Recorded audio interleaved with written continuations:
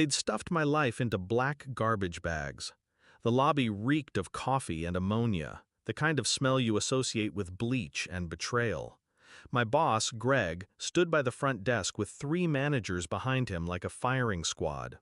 My coworkers were pretending to check their phones, but I could feel their eyes. "You're 25, Greg said. "We're downsizing. Get out now." No meeting, no warning. Just my belongings, crushed, spilling out of cheap plastic, on display like trash. I didn't speak. I didn't give him the satisfaction. I just smiled, picked up my car keys, and walked out without touching a single bag, because I'd already taken everything I needed. Flashback, 1 year earlier. When I first met Greg, he called me the future of the company. He said I had energy and instinct. He invited me into meetings most interns never saw, asked my opinion, laughed at my ideas like they were genius. Back then, I believed him. I worked late, brought him solutions before he knew there were problems.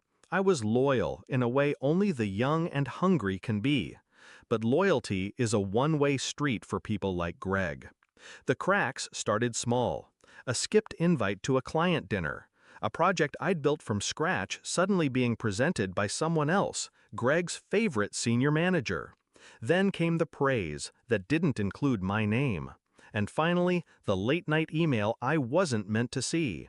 Greg forwarding my proposal to another manager with the words, "Run this under your department, credit it to yourself." That was the moment I understood. I wasn't the future of the company. I was a resource to be drained, then discarded. So I didn't confront him. I started watching him. Greg liked control. He liked knowing he could pull a lever and someone's career would move or collapse. That arrogance made him sloppy. He'd brag about upcoming deals in the elevator, forgetting who was listening. He'd leave signed documents in plain sight on his desk. I memorized names, dates, figures.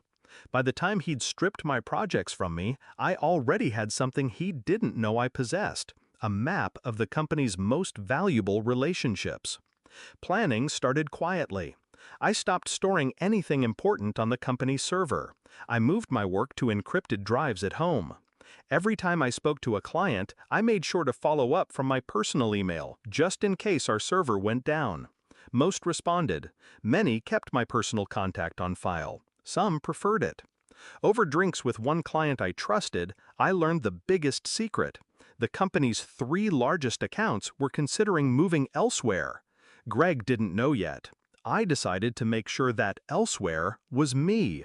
Execution took months. I reached out to those accounts not to poach, just to build trust. I anticipated their needs, solved problems before they escalated. I didn't ask them to move. I just made it easy to imagine working with me directly. Meanwhile, I started a side company, quietly, legally, under a name that could never be traced back to me until I wanted it to be. I set up contracts, I rented a small office, and I waited. The firing was my green light. When I saw those garbage bags in the lobby, I knew Greg thought he'd humiliated me. That was his style, public execution to scare the rest. I didn't touch the bags. I walked past him like he didn't exist, got in my car, and drove straight to my new office. By the end of that week, I'd sent polite, personal emails to every client I'd ever worked with, letting them know I was available for consulting work if they ever needed me. Within 3 days, 2 of the 3 largest accounts called me. Not Greg, not the company, me. 2 weeks later, the messages started. First, an email. "Hey, just wondering if you have a moment to chat." Then a text. "Can you talk today?" Then 20, then 40, then 80 messages across every platform. Email, text, LinkedIn. The tone shifted from casual to panicked. "Clients aren't renewing. We need to discuss this ASA. Where are you?" I didn't answer.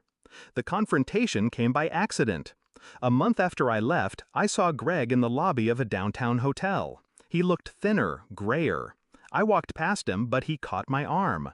"What the hell did you do?" His voice was low, desperate. I tilted my head. I left. "You took them, didn't you?" "They called me," I said. "I didn't take anything. You threw it away." His hand dropped. In his eyes, I saw the realization land. He'd fired me thinking he was cutting off dead weight, but he'd been holding on to the anchor that was keeping the company afloat. Now, those 3 largest accounts are mine. So are 5 others that followed. My office is small, but it's mine. No garbage bags, no public humiliation. Greg's company is bleeding. Last I heard, they closed 2 departments and cut half their staff.